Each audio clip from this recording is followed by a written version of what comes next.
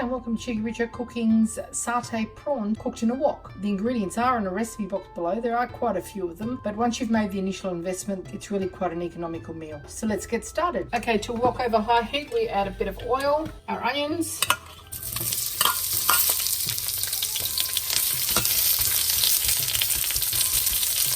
garlic,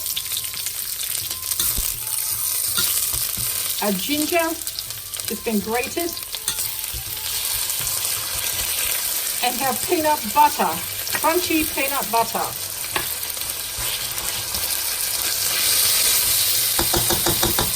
We just want to get this started. We still want a little bit of texture on our onions. Then we just throw in our prawns that have had their heads, shells and legs removed.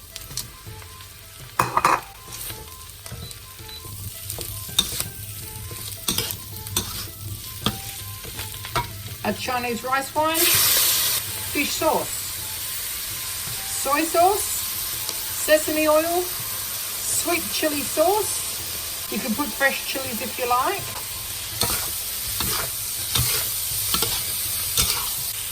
A bit of brown sugar now. You could use palm sugar if you've got it. Some coconut cream.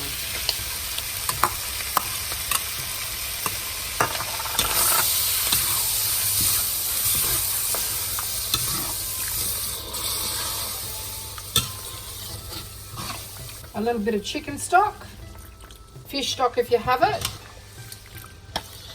Just bring that to the boil now. We've just been cooking for 3 minutes and 17 seconds. That's how fast this is. Got a little bit of water here. We're going to mix in 1 teaspoon of potato starch. Apart from the fact it's gluten-free, it will give you a nice glossy sauce that will thicken just enough to make it easy to manage.